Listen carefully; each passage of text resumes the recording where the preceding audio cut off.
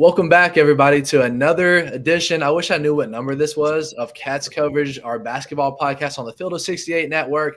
Man, I tell you, in my eyes, Field of 68 is booming right now. Like they're just growing and growing, especially where they were a year ago. They seem like they have a college basketball coach on every single night. I'm really respecting that brand. Like they're getting big time. It's nice to see them grow. After Dark is good. After Dark is good. It actually, it really is. I'm not being biased either when I say it. Like John Fanta, Rob Doster, I think Jeff Goodman does a good job as well. They have Terrence Oglesby, I forget, I think that's his name, but they have a good product, and I think they had a great idea of putting the After Dark, and I think they come on at like 11 at night or something like that, 10 o'clock at night, and there's nothing else on at that time unless you're watching one of those West Coast games or something. It's perfect. They do it consistently, multiple nights a week. But anyways, you guys see Jeff. You see Jeff had a piece going at Cal. Cal, yeah. I didn't read it, but I haven't either. Yeah, I bookmarked it. I meant to read it, and I have not. I'm glad you reminded me. I will read that after this. Anyways, back to what we're here for on the Field of 68 Network. Kentucky basketball. Today is Wednesday. I think, is that right, guys? Yep. Yep. We're in the middle of this stretch between the Alabama loss and the at Vanderbilt game. Kentucky lost on Saturday, number 4 Alabama, 102-97. I talked to Tim right before the game. He can vouch for me. I just didn't have a good feeling before the game, and there really wasn't nothing crazy that sparked that. It was more of just I was weighing out the option of, does Alabama lose back-to-back, or do we snap the perfect streak? At some point, it's got to end. Which one's more likely if you just take those two scenarios? I just had the streak. This is a good team to break that streak of the 5-0 against the top 15 opponents. I couldn't see Bama losing back-to-back. They are a solid team. That happened. Kentucky's defense put up 102 points, gave up 102 points. They scored 97 when you only have Andrew Carr. I think he had 18 minutes on 4 points, but just absolute shootout. I think 10 of the first 25 shots were three-pointers. As expected, an offensive night, not a whole lot of defense. But Kentucky drops first home loss under Mark Pope. They're now sitting at 11-1 under Pope and Rupp Arena. That's going to happen at some point. If you're going to pick somebody to do it to, this ain't a bad loss at all. Nate Oates is phenomenal. But yeah, Kentucky's lost at home. Michael, let's throw it to you. That Saturday game was full of points, but that's about it. Where do you think Kentucky kind of fell short in the loss? Yeah, man, they have a real good superstar combo, Mark Sears and Grant Nelson. That Grant Nelson was the real deal. He came out getting buckets. He had 19 in the first half. I feel like he had like double digits within like a few minutes. I mean, he was just getting after it. Sears, I feel like he could have even went crazier. Like he missed some pretty open shots, and Pope was talking about, the three important things. It was really 4. Perimeter defense. They let Bama shoot 39% from 3, knocked down a bunch of threes. Fouling, they sent Bama to the line 40 times or 40 free throws. Offensive boards, 15 offensive boards allowed. And points in the paint were huge too. They had 34. Yeah. So those 3 things, and then there was a 4th too. But yeah, it's just not a winning recipe. You made a good point, Trace. It just seemed more likely that Bama was not going to lose back-to-back games. I just think they're too good. But you had a chance, man. It was going back and forth. It was tied there.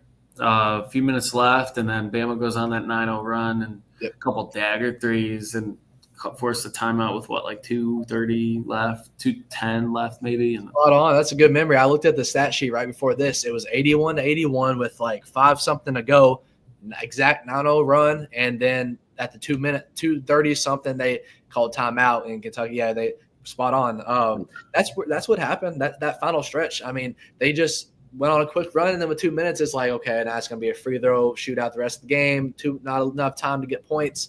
But I will say, Lamont came right back. I think it was Lamont came right back and got an and one. It was like a crazy and one, and it was like, whoa, okay. And then I think you got to stop, and then Amari is pushing it up the floor and throws it to Ansley in the corner, and it's like a wide open 3, and he just bricks it. And it's like, oh, after that 9-0 run, I think you still had a chance. That might have cut it to 3 maybe, but then you missed that, still 6 foul, and then Bama. I'll take out another and 1-2 late, but and then Ansley hit a 3 when it didn't matter, and then they took it off the board anyways. So once that 9-0 run happened, it was kind of like, all right, it's pretty much over. But I don't think Kentucky really, like, they certainly showed up. They came ready to play. They played well, scored the basketball, and I just, they're still playing well in these big games. Bama just hit some big time shots, and the Cats didn't in that little stretch, and you just kind of have to chalk it up to that. Not really too much of a concern there, but there's a concern defensively that I want to talk about later. Oh, for sure. I'm right there with you. Tim, throwing it to you to get your thoughts on that game. We talked about, looking at the stat sheet. I looked over it before we got on here. I know you were checking out the stats as well. Kentucky, I mean, if you compare the two teams, Kentucky didn't get really wrecked in almost any category. Like, Kentucky led in a lot. They played just fine. You take out that 9-0 run, that's the biggest thing. They out-rebounded Bama. They shot right up there with them. Everything's pretty even with Kentucky having to lean on a lot of it. I think outside like the free throws, that was it. But Tim, what was your kind of big takeaways from that Saturday? Because we were I think all three there in attendance.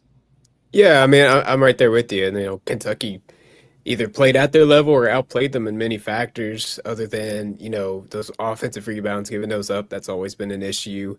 And then those free throws, and that kind of comes down to the physicality of the team.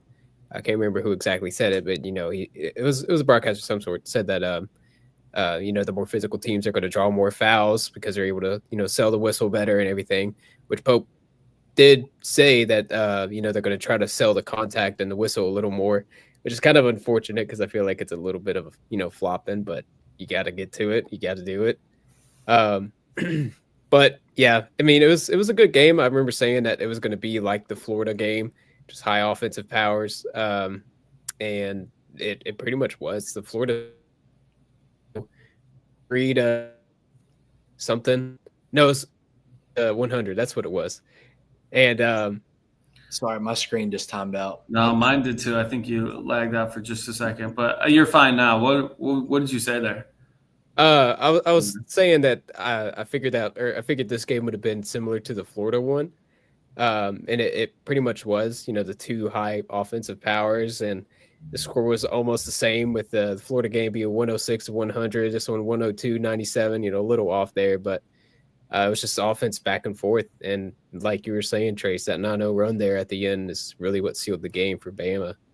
Yeah, I was actually looking at the field goals, how many shots were taking this game. 140 shots in 40 minutes. That's 3.5 shots a minute, the whole game. I'll talk about that, a lot of shots. And as we were talking, we led with at the beginning of Grant Nelson in the first half. He had 19 points. I think that was in the first half, just absolutely cooked. Nate Sears was great the entire way. He's a true dog at point. Like, I think he could play on any team in this country. And with Lamont Butler just a little banged up, he was close enough, but he was probably 85%, 90%. And then, oh my gosh, the second in the last few games, Travis Perry just came in and, was giving Lamont Butler a breather. And I was watching when they put him in, they just went right at Travis Perry over and over and over. And he just absolutely got wrecked. Travis Perry was good in Kentucky high school basketball, but he's not the level of Kentucky basketball in college to go out there and play solid minutes against those other SEC opponents. And he did. He got cooked just to give Lamont Butler a break. And they targeted a lot of points on him throughout the game as well. Yeah, they put Perry on him, got cooked really quick. And then they started putting Jackson on Sears when Lamont wasn't in the game. I thought Lamont did a pretty good job on him. But, the defense stuff, I was looking at it, Bama's number 1 in scoring offense at 90 points a game. UK's number 2 now and at 89 points per game. So that's fine. And like we were talking about it last week, and I asked Pope about it on the Thursday presser. I was like, all right, so you've proven that you can win these like pretty games, right? Where it's offense running up and down the floor, putting up a lot of shots, scoring 100 plus points. Like, not many teams in the country are going to beat you in one of those games. Bama did, but you're pretty comfortable in those games. It was just those kind of ugly, gritty, physical games that you were a little worried about. Losing at Georgia but then you win a couple of those at Mississippi State and then against A&M. So you prove that you can win one of those too. Other teams, most teams are going to try to get you into one of those ugly physical games, right? Because not many teams can beat you in a nice little pretty offensive shootout, but more teams are going to be able to beat you in that ugly physical game, gritty game. And so, I kind of asked Pope about that, and it seems like that obviously was not the case against Bama, but you're certainly going to see that against Tennessee. I mean, that's one of the best defensive teams in the nation. So I'm interested to see how they look in that one against, that tough physical defense that the Vols have.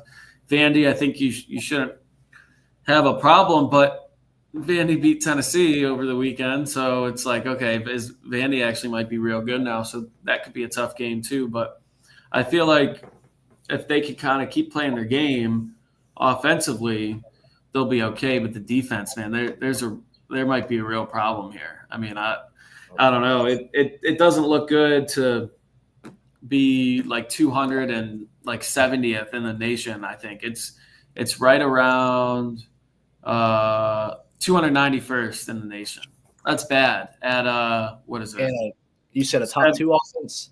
76, yeah, 76 points a game allowed defensively. And then Jordan sent me a picture from the broadcast on ESPN last night, and you can see running wild on the Cats, last in the SEC.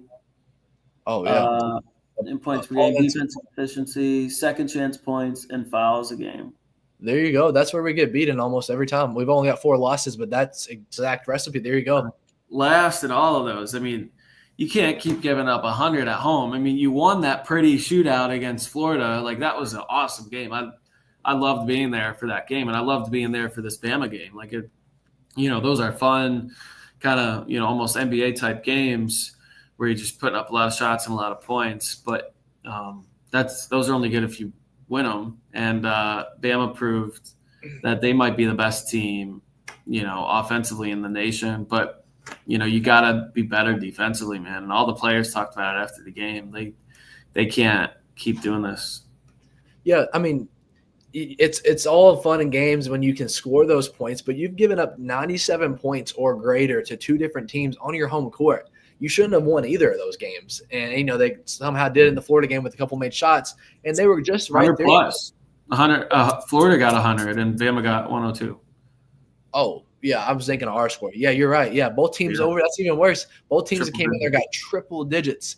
And so Kentucky had they were right there for the taking outside of that little 3-minute stretch when Bama went on the 9-0 run. But, we harped on the team all last year of they could score all the points in the world, but they could give those same amounts up. And we were so critical on that team last year, and they were extremely fun to watch. But same for this team. You can score 100 points a game, but if you give up 98, what's the point? I don't prefer that, because you do one little other thing wrong, you miss. I mean, just like against Alabama, we lost by 5. We missed, I think, 6 free throws. I was looking out there before. I've lost it on here. Lost by 5. We missed 4 free throws. Okay, so that puts you at 1 point. You just make one more shot other than that, or they miss one more shot and you win the ball game. I mean, that makes you have to be perfect on the other ones if you're going to give up all those points on defense. Yeah, you almost prefer the A&M game, 81-69. That was a tough bruiser kind of game, and they emerged out of it. I don't know. Tim, do you feel what I'm saying? I feel like you could kind of tell in the building, it was they're not getting a stop. They can't buy a stop. Yeah, I mean, absolutely. I mean, Trace, I'm glad you brought it up, because it is deja vu from last season. I mean, that team, I remember I had my whole spiel about, how awful they were. I can't remember the numbers exactly, but, I'd pull those from Basketball Reference. Maybe that's something I'll look into later today, but it's exactly like how we were last year. Such a great offense, but man, our defense is just struggling out there. And to give up that many points on the home court, yeah. I asked Ortega about it, because he was I asked him about it, and then he was yeah, we just got to – he just basically said flat out, yeah, we got to be better defensively. Got to get in the guys more. chase those loose balls more. And I was like, I'm not questioning your effort, but is it an effort thing? And he said, no, but there were a couple plays where guys didn't sprint to the ball, himself or others.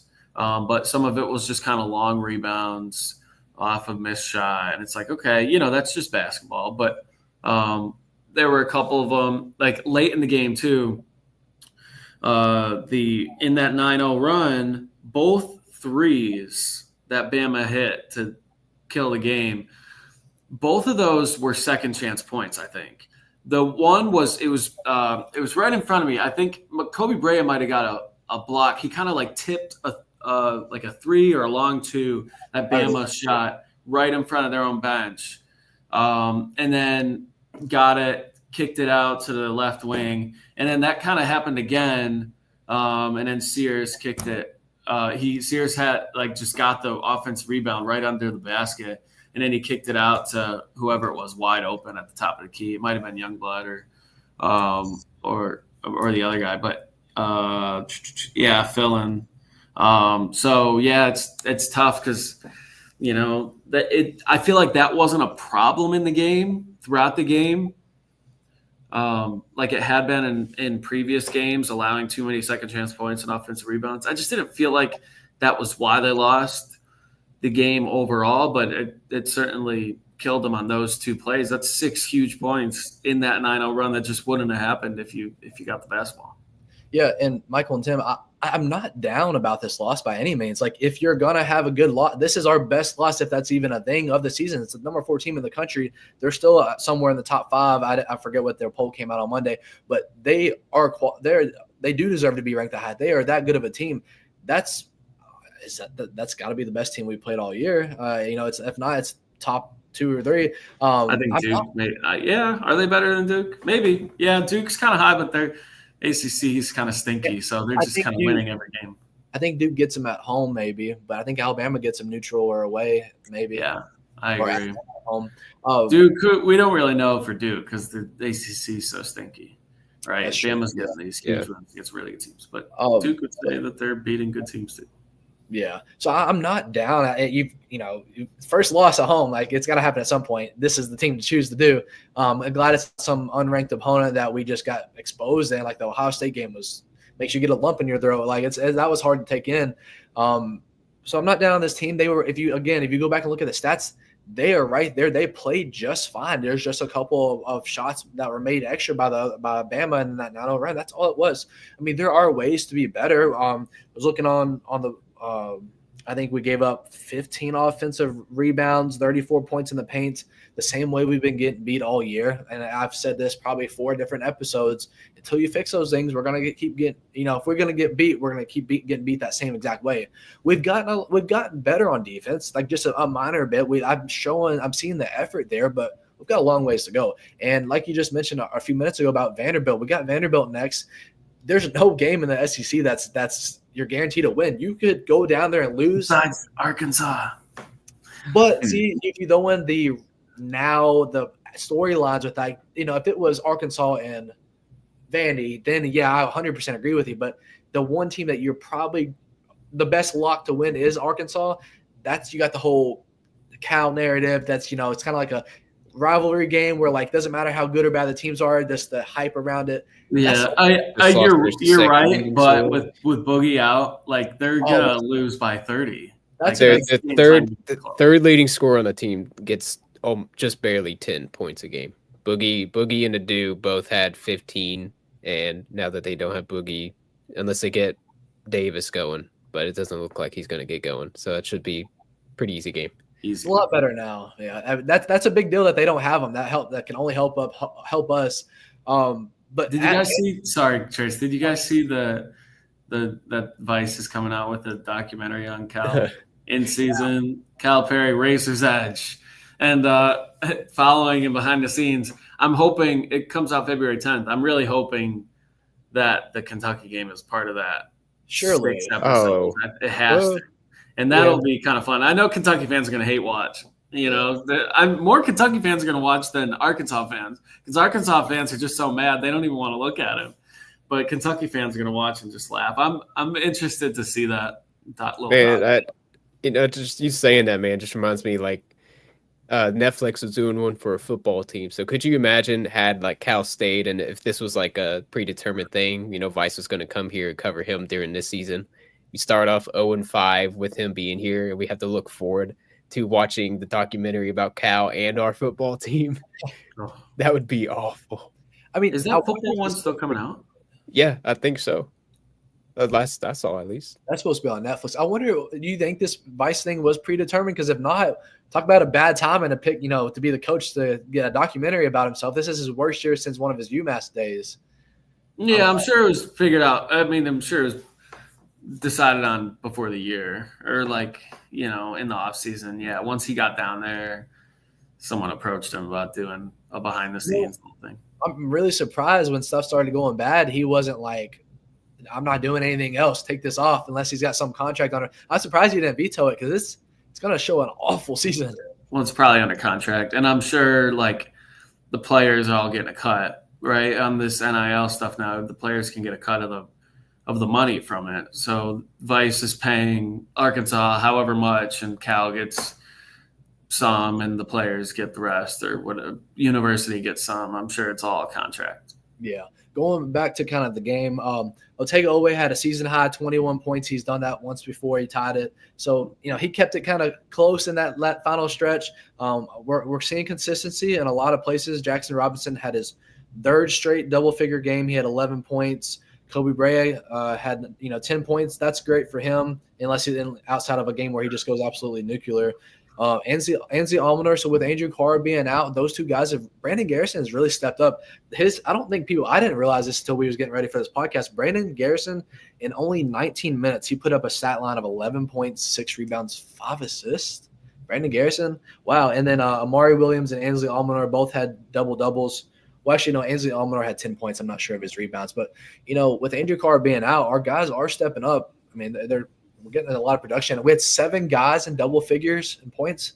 Butler had 17. Otega had 21. Everybody else was around 10, 11, 12 each. But 7 guys. I mean, we did everything we could. Things were clicking. We're just clicking a little bit more for Bama.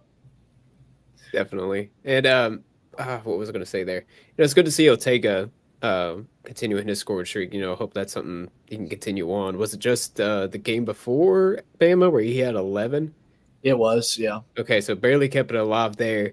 And, Garrison, he said that he's kind of been in a lab with Amari. I think it was towards the beginning of the season, talking about his playmaking and passing and everything. So if I see a lot of potential in him. I don't think that means much coming from me, but just the passion he plays with, he hustles. There's been a few times this year where he's just been like heads up play where he's going out of bounds, throws the ball off somebody. He's a great player. So him coming into his junior year, using the offseason to work some more with Amari, maybe he could have a really big junior year. Yeah, I like Garrison a lot. I did a segment with him, or I did a segment on him tonight on Fox 56, and just played some of the sound from after the game. But yeah, he ran a really good 2-man game with Lamont, and I just don't really love the pick and roll game with Amari. I feel like it doesn't generate a lot. I went back through all my footage and cut a melt where you just put all the good clips together. So went through the whole game, and really in the second half, I was like really watching it, and there just was nothing there was nothing generated on the pick and roll with Amari besides late. It was probably Lamont, and they ran one, and he was great. Amari was wide open. Lamont threw it to him, but then Amari kind of went up with only one hand, and he wasn't. I looked closely, and he wasn't grabbed or anything. I feel like he could have went with 2 hands and got it and throw down the alley-oop, but he only went up with one hand and just kind of tipped it and missed it. And I was like, what? And then I remember talking to the other guys I was sitting with shooting the game. I was like, why didn't he grab that with 2 hands? That one was a little weird. Maybe it was just the angle, but I feel like he could have done something else there. But yeah, I like Garrison on the pick and roll with Lamont. He had a couple nice ones with Otega.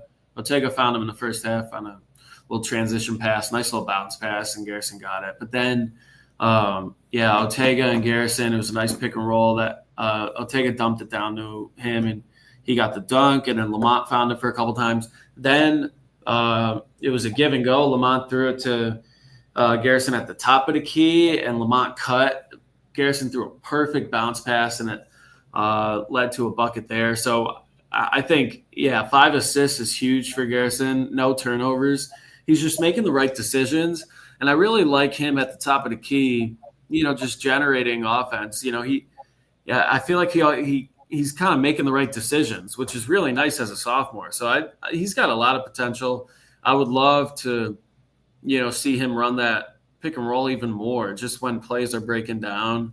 There was once he ran one with like Kobe, and then he rolled really hard, and he was open, but Sears was kind of denying pretty good, and then so Kobe just swung it and left it. But if Garrison's getting a switch on a guard, you kind of want to take advantage of that. I know your best offense isn't dumping it down in the post to Brandon Garrison, but that's an opportunity, I feel like, to uncover something there.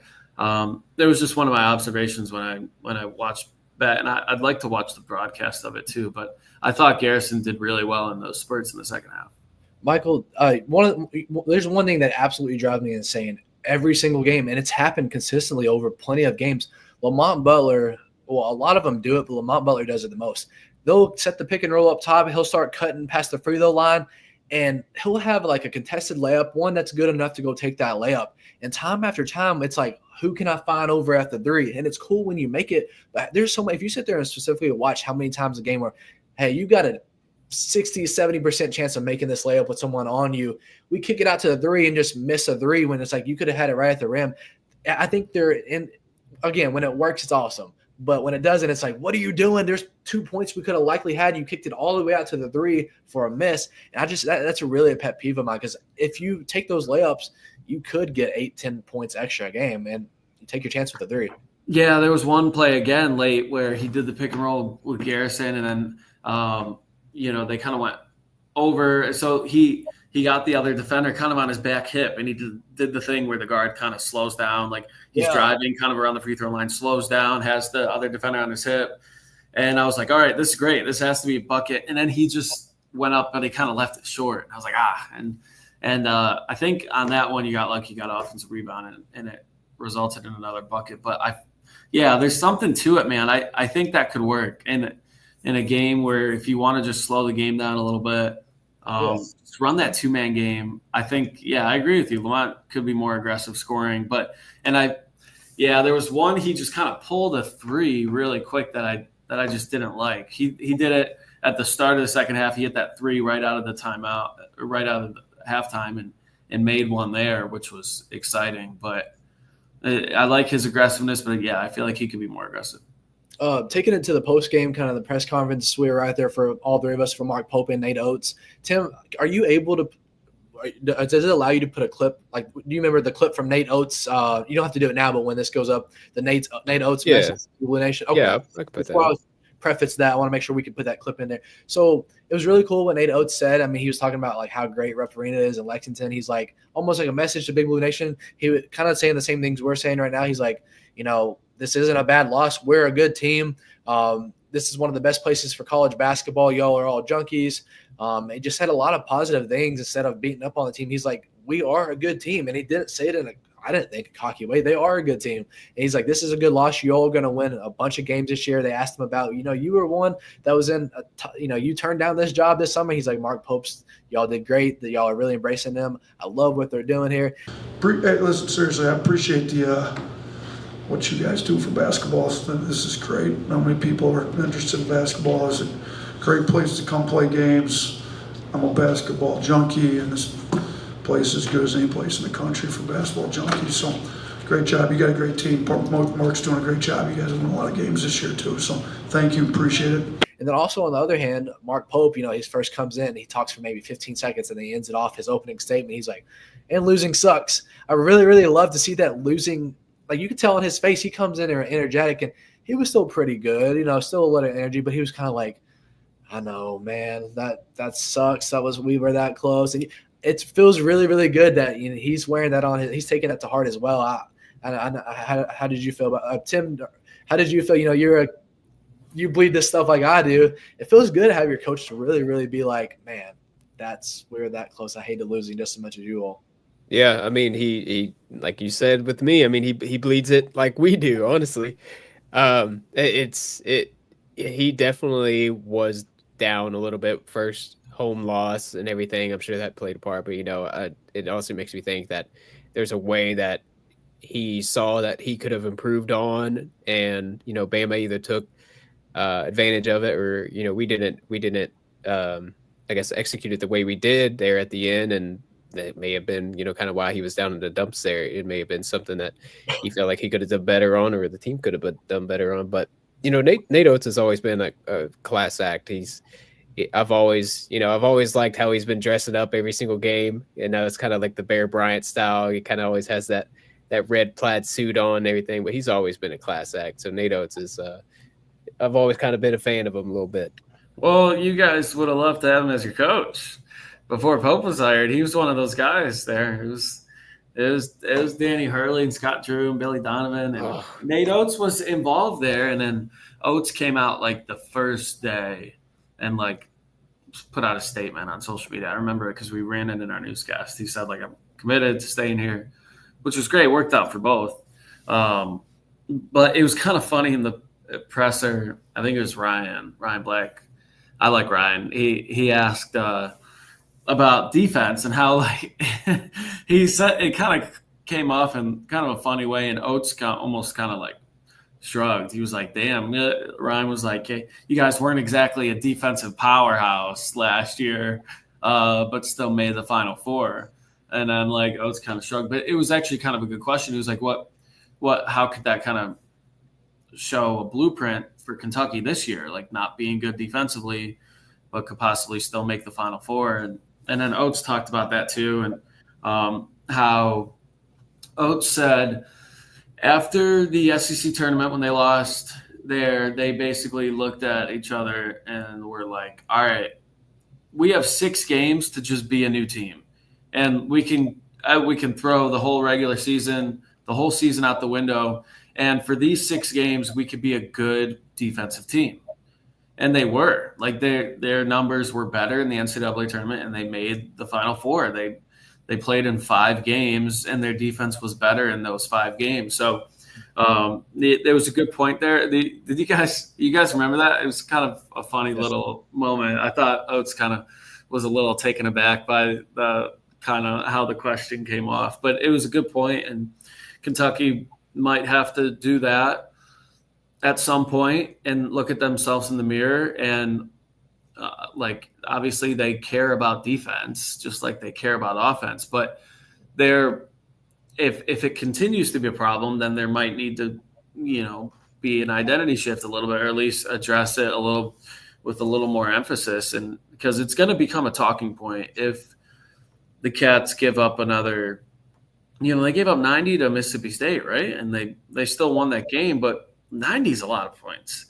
And 100 twice on your home floor, that's a lot. You're not going to – I mean, I know this offense is great, number 2 in the nation, but, like, you give up 100 points, you're not going to win a lot of those games. And 90 points, those are hard games. It's hard to score that many points. So if you're going to allow that many, I think there could be an issue down the road. Now, you get Bama again. Does Bama score 100 again in that second matchup down in Tuscaloosa? I don't know. We'll see.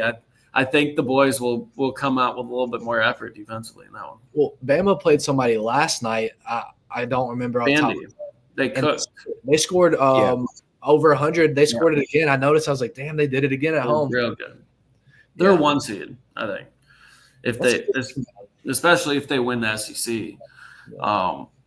But they're a scary team. Yeah, them. I think Florida's still scary despite a couple weird losses.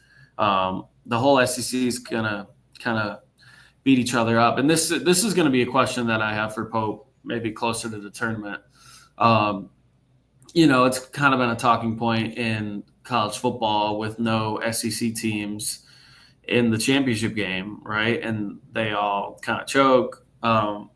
Texas made the semifinal, but the rest of the SEC teams choked after all year, and it was all about, SEC's king, SEC's different. They're the best. They're the best conference. It's a different league, like all that, and then they don't show up when it mattered the most. And then the talk is like, okay, well, having such a tough conference with so many good teams, does it help build you up and get you tougher and better for when it matters the most? Or do you guys just beat each other up and kind of crumble down and like just kind of beat yourselves up? You know, what is it? Is it iron sharpens iron, or is it detrimental? You know, it could be. Who knows if it'll be that way in basketball? Will there be 0 SEC teams in the Final Four? I don't think so. I think there will be at least 1, if not 2. But, you know, you wonder if this grind of all of these ranked teams in basketball this season, like it's a really tough conference and they're all talking about it and they're all playing really tough games. Will that help when it matters in the tournament? Will it get you ready for tougher competition, or will it be like football where it didn't and everyone kind of choked? Well, see, I feel like in football, it does maybe more of the angle of crumble you up because every game matters. In basketball, you can get past some of them. I think I would say in basketball, and we're going to really see this year, but I think it makes you better because you're going to have such a gruesome fight every single night. And then when you play a team, you know, in the first, second round of the NCAA tournament from Pac-12 or wherever it may be, you're like, okay, they ain't going to give us enough fight that Alabama did, such and such did. Tim, what's your thoughts? How do you feel in terms of the football and basketball? I mean, you know, football for one thing, you know, much more physical, you know, but then, you know, basketball plays so many more games at such higher volume. But, you know, I'm just sitting here thinking about the postseason and how I just hope, I mean, I know that's not going to happen, but I'm happy we're not going to go into the SEC tournament saying it doesn't matter and, you know, just going out there and losing one game and then that's it, you know. I think we're actually going to take time to prep, and you know, it can be easy going from all these SEC tournament games and then going to the first round and being like, oh, it's Oakland, you know, we're going to kind of not worry about them as much, you know. Yeah, and so I'm hoping this, you know, isn't the case for this team. Yeah, I don't think Mark Pope will get, in my opinion, I don't think he's going to be prepared. They're going to be prepared every single game and not overlook the Oakland like we did plenty of times over the years. That's just my thoughts. For sure. I think he's going to have them prepared, and because it's the, you know, he's got to state a legacy. I've never won a tournament game. Mark Pope, first year at Kentucky, we got something to prove. Sure, man, if they lost, they looked over a team. What are you doing? You know? Yeah, I mean, he, like you're saying, I mean, he understands what Kentucky basketball is, so there's absolutely no way he's going to undermine these games. And the only way I think that we go lose on the first night at the SEC tournament, it's just because the SEC is good. You know, you play, like, I think it's like in Alabama where you both played great, but they're just a little bit better than you. I don't think there's a world we just go down there and we're not prepared and just get waxed by a Wade Taylor going for 25, 30 and one guy beat you. And like Reed Shepherd had a couple of points. I don't know. You know, our guys didn't play that well as either. We just got whooped, like not even close. I will say, I think the SEC tournament winner is going to have to be one of those top 4 teams. Like for you to not be, you know, if you don't get that double bye and you got to play Thursday, and then you got to play a legit NCAA tournament team Thursday, Friday, Saturday, Sunday. I don't know if that's possible to win all 4 of those. I feel like the winner is going to be a Friday, Saturday, Sunday. Like you could put together 3 good games.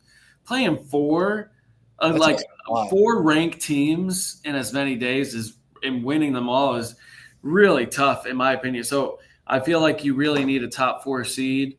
Right now, you're what, 6th, 3-2. That's what I'm looking at right now. It's a big deal to get on that Friday night. Tied for 6th, yeah. Hey, normally Kentucky gets a double bye. Basically, it happens all the time. Yeah. You know, it happened last year. You got a double bye, you lost on Friday. I think, I don't know.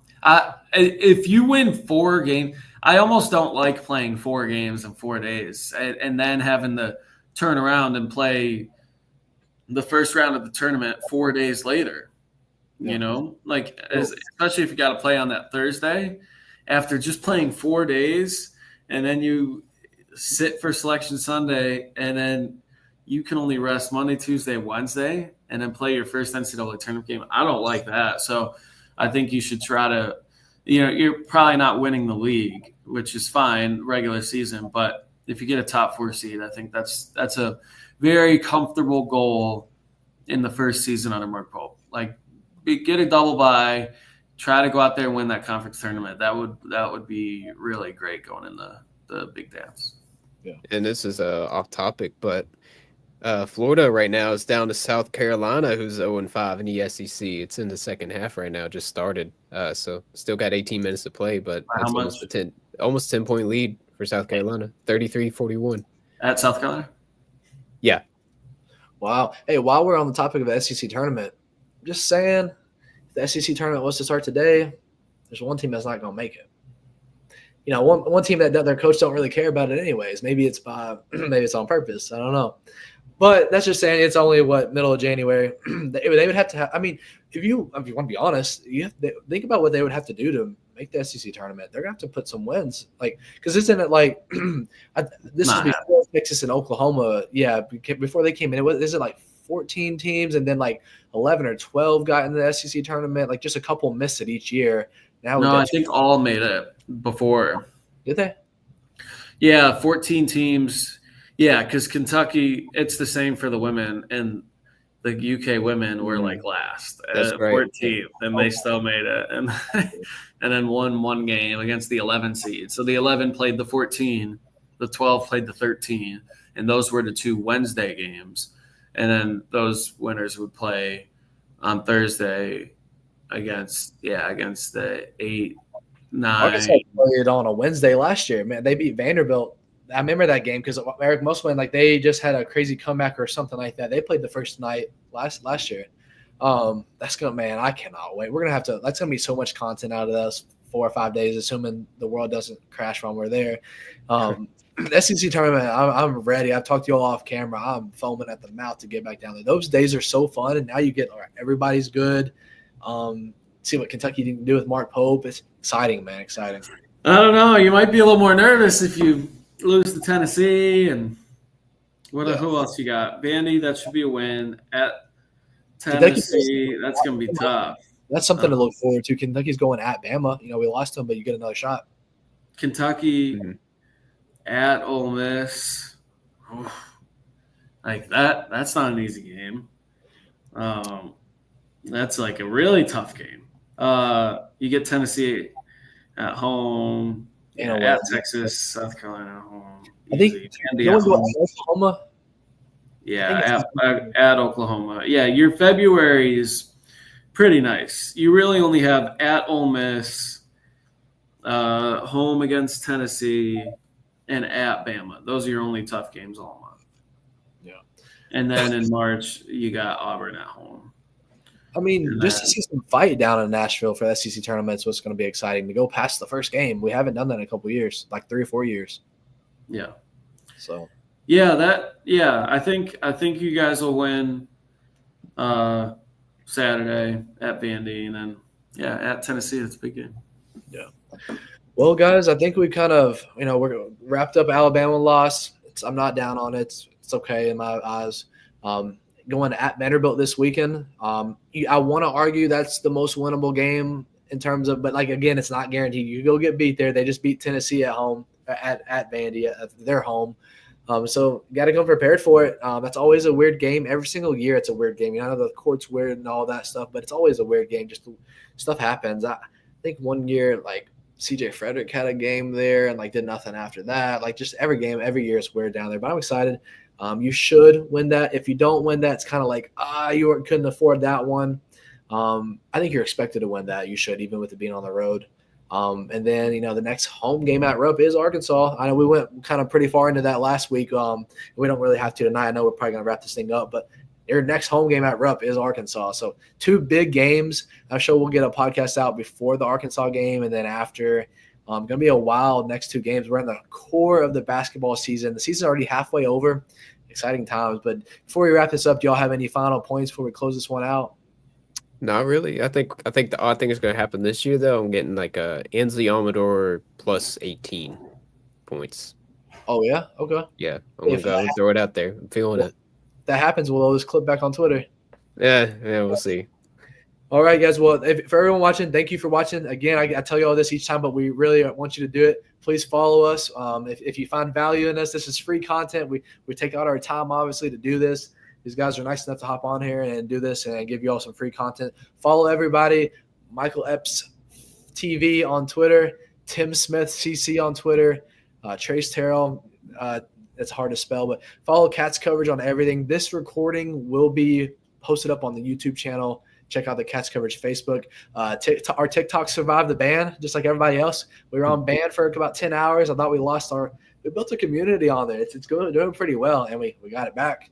So just some weird times over the weekend and fighting off the snow. This morning was -2 degrees out. It was awful. But anyways, middle winter and college basketball can't get any better than this. But I guess if that's all, we'll go ahead and wrap this one out. Thank you all for watching.